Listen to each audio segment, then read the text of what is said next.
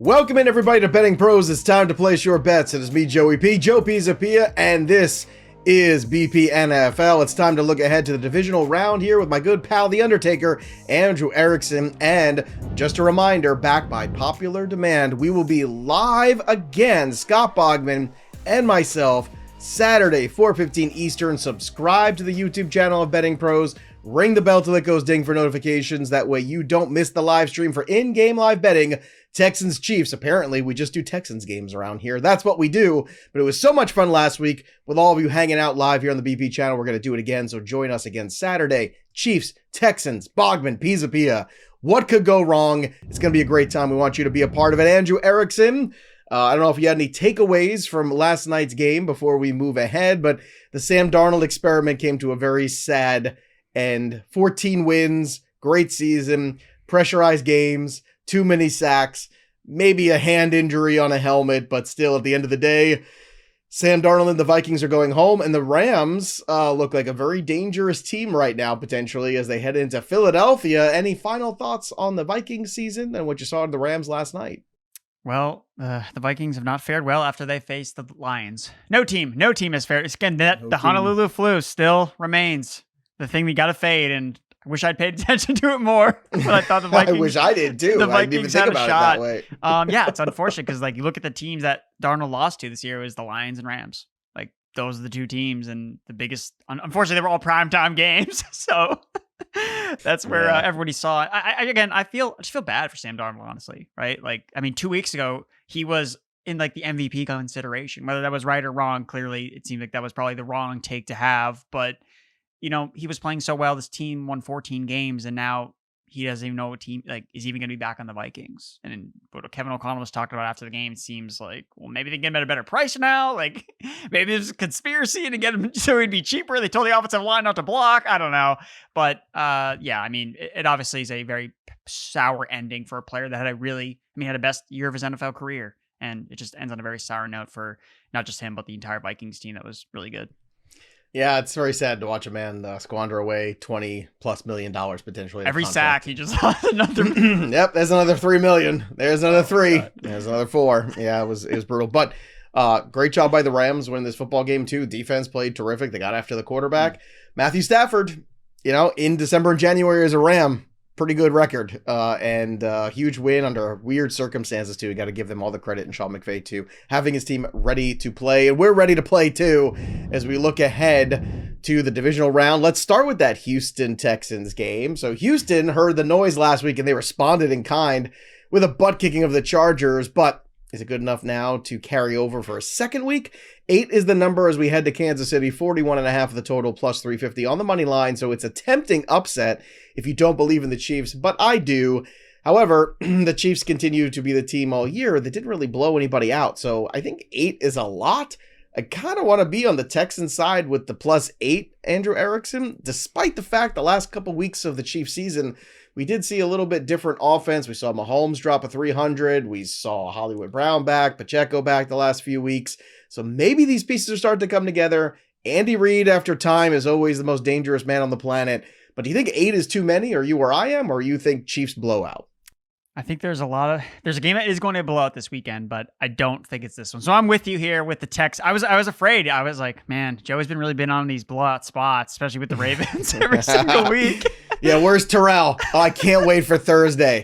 Tell me again how the Steelers are going to cover. Tell me again how the Steelers are going to cover against the Ravens. I don't know how they only lost by 14, to be totally honest. I'm coming for you, Terrell, Thursday. Be ready, buddy. So I agree with you that it seems like too many points. We already saw this matchup week 16 on a Saturday prime time or an island game. The game was close. And then Tank Dell, was out for the year. I think that took the wind out of the Texans. Absolutely. And I think that really kind of derailed the rest of that. But that was in the third quarter. It was going to be tied 17-17 until they missed the extra point. But it just started to kind of unravel after that point. But what can the Texans do well? Yes, their offense is still not fixed, even though they, scored 30 points against the Chargers. We know that it really was their defense that showed up. Their defense can show up here, even playing on the road. They have the best pass rush in the NFL, so they can give Mahomes potentially some fits here. So I like the Texans, and just going back to the point where we've seen the Chiefs all year long. Is this where they start to turn it on? yes, to win, but not to necessarily blow this team out. You look at the Rams in spreads this year where they've been at least a favorite of 6.5 points or greater. They're 1-6 against the spread. So they haven't covered touchdown spreads at any point all year long. And now you're getting 8 points with the Texans in a game that in week 16, the Chiefs were 3.5 point favorites at home. Now they're 8 point favorites at home against the same opponent. It's too many. Yeah, it's too many for me too. So I'm going to jump on the Houston bandwagon here. I don't think Houston wins. I think the Chiefs win, but there you go. Any thoughts on this total 41.5? This is kind of right where it is for me. I'm going to probably stay away from this one personally, but did you have any feelings about the total? It definitely seems like an under based on, Chiefs games. They don't blow teams out. The Texans offense is underwhelming, to be polite, I guess I would say, but it's all baked in, right? 41.5 is not a big number to pass. So I think I'd probably kind of stay away from here too. All right, next one on the docket, the Washington Commanders. Boy, oh boy, look at them. Look at Jaden Daniels. Look at Dan Quinn. This is a game between Dan Quinn and Dan Campbell that'll have 0 punts, just every fourth down they could possibly get. We're going to go after it here. But hey, look, they're 9.5 point underdogs, Washington, heading into Detroit, which again kind of feels right. 55.5 is the total, plus 400 on the money line. So the question is, does Washington really, finally get up against it? It's one thing to go and beat the Buccaneers. Like that's a good team, but not a great team. Now they're facing a great team on the road in a tough building, in a tough spot after a bye. And it feels like Detroit is probably going to handle their business here. I do worry about this number though. 55.5 is a very large number. You need Washington to really handle their part of the total, I would think, in this game too, in order to reach that. And I'm kind of concerned too, because I don't think the defense that they saw against Tampa is the same defense they're going to be seeing in Detroit this weekend. What are your thoughts? Yeah, these totals are kind of getting out of control a little bit in Detroit. Like I'm used to being like 52.5. Okay, great number. We had the 56.5 bonkers one with the Vikings lines. That one screamed towards the under. Now you have a 55.5 point total. It's just, again, this is too high, even for Ford Field, the Coors Field of the NFL. I mean, you know me, I love taking the overs here. Yeah, I know, but I was on the under when it was Vikings and Lions a couple weeks ago when they played because the number was just bonkers. And I think that this one is just very, very aggressive. And again, what I alluded to earlier about the blowout spots, I think this is where the Commanders season comes to an end and they get a butt whooping from a team that is elite of the elite. I mean, again, the Tampa Bay Buccaneers 2 weeks ago, they almost lost to the Saints at home, led by Spencer Rattler. Like, fair enough. Yes, the Buccaneers. This is true. The Buccaneers they won a bad division. Okay, like and Baker Mayfield deserves credit, but that defense was horrible all year long. I think that this is going to be these guys aren't even in the same class, and that's really been the Commanders' MO all year. Where they've had much like the Lions, then if the 10, yes, or 9.5, wherever you are here. I do. So. Yeah, if I'm going to lay a big number with any team this week, it's going to be Detroit. Yeah, well, I mean, I would concur with that one. All right, next game on the docket. The Los Angeles Rams coming off a big victory. Questions remain, too. Do they go back home and they practice there? Or are they going to fly out east and go to Philadelphia and practice all week out there? So it's a lot of moving parts here. Just credit to Sean McVay and the organization, though, for rallying around each other and going out there and playing such a good game on a neutral field in a weird situation, too, especially, all the personal stuff going on for everybody and their teams and their teammates, their families, friends, everything out there in the LA area. But the Eagles are at home, 6-point favorites, and 43.5 is the total, plus 225 on the money line for the Rams. Typically, one game goes sideways here. If a game goes sideways, this is the one that I've circled, and I've been very pro Eagles all year. I never felt at any given time that the Eagles were in danger of losing that game to the Packers. It felt like they were in control from the minute it started to the minute it ended, and the Packers were just disintegrating like all the characters in Infinity War right before our eyes. But at the same time, they didn't put up points the way I wanted them to, which has got me a little concerned. I expected them to be maybe flat in the first half, but in the second half, I was looking for a 30 spot, and we didn't get that. So 6 is the number, 43.5 is the total. Are you on the Rams upset here, or do we get maybe everybody just moving forward? I don't know here, Erickson. This one, I'm still marinating in. I'm still trying to figure out. I believe in the Eagles defense. I want to believe in the Eagles offense, but I'm also concerned about Stafford traveling, cold weather, all that stuff, outdoor. It's a very different environment than what he played in yesterday. I would agree with that, but I like the Rams with the points. I don't know if this is an upset spot for them just because of all the other factors. Either way, they're playing on the road on a short week, outdoors against an elite defense. Because we talked about, yes, the concerns with the offense and Jalen Hurts, etc. None of that matters if the Rams don't score points because the Eagles defense is so good. Like that's the thing that I keep coming back to with this Eagles team, where if Saquon is cooking, which he destroyed this team the last time he faced the Rams, he rushed for over 250 yards. Yeah. So you got to have an answer. And the odd thing is that, like, I don't know. I in my mind, I give the Rams a better chance than I gave the Packers against the Eagles. Yet the Rams are 6. Packers game was 4.5. I'm still trying to wrap my mind around that. So I think I'm with you. I think the Rams on the points is probably the best way to be here. But do they have an answer for Saquon now? Well, I mean, their defense at least played well last week against the Vikings, but that was a lot of that has to do with pass rush. Again, I'm going back to, which quarterback is playing better. I think Stafford. I mean, he's coming off a much better game than Jalen Hurts is. The coaching staff, who are you going to take, McVay or Sirianni? You're going to probably take Sean McVay. So considering all those factors, also considering the Rams' record on the road this season, the Rams get disrespected a lot on the road because they're a dome team. They play in Los Angeles, but they've been really good against the spread on the road this year because they're always getting really good value on the number because everyone is fading them whenever they play on the road. So like you said, the fact that it's 6 points, like I'm definitely, I like the Rams of the points here. Yeah, I still feel like the Eagles find a way, but they got to put it together here. AJ Brown's got to stop reading books and start catching passes. We got to figure something out. It's not good. It's not good. I know the dysfunction is what they do, but I think at a certain point it starts to get you a little worried. I, however, am not worried at all about this next game. I am as cool as the other side of the pillow, and Vegas is not. This is a pick'em, basically. You got +1 on Buffalo, -1 Baltimore, different spots here. 51.5 is the total for this one. We can get to that in a second. -115 on BettingPros for the Baltimore Ravens on the money line. -105 for the Bills on the money line. I think the Ravens win this game, and I don't think it's a nail biter in the fourth quarter.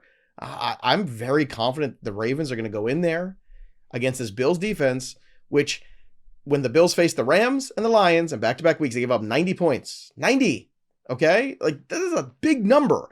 And I'm concerned the Bills don't have really the playmakers besides Josh Allen to keep pace. Mark Andrews, who, we kind of were dropping in every fantasy league, all of a sudden started catching touchdowns like a crazy man. And Derrick Henry is a beast. Lamar Jackson continues to exercise every demon. We beat the Steelers. We beat the Steelers again. Then Lamar Jackson maybe taking this MVP thing personally here. I don't know where you're at, Andrew, but I am very confident. I want to tease the Ravens into the 3s, maybe into the 6s. Like, I just think the Ravens are going to handle their business, and I don't see the Buffalo Bills having an answer for Lamar Jackson and Derrick Henry in this game. And if there's weather of any kind, look out. Derrick Henry, as Matt Peralta and I were talking about, Derrick Henry in the snow is not what you're looking for if you're the Buffalo Bills defense. So I think the Ravens are playing the best football. They might not be the best team in the NFL, but they're playing the best football right now of any of the teams left. Your thoughts? I'm on the Ravens side here. Thank the Lord they're not playing the Steelers, so I don't have to bet on Mike Tomlin to lose again. I don't know what's with you guys. Okay, well, he's not playing Mike Tomlin. You guys got a second chance at that last week, too, and you still screwed the pooch. I mean, we definitely did, but won't screw the pooch this week because I am with you with the Baltimore Ravens. I mean, we already saw this matchup earlier this year, and the Ravens destroyed the Bills. I get that the game was on the road, or it was on the road for the Buffalo Bills. I don't care.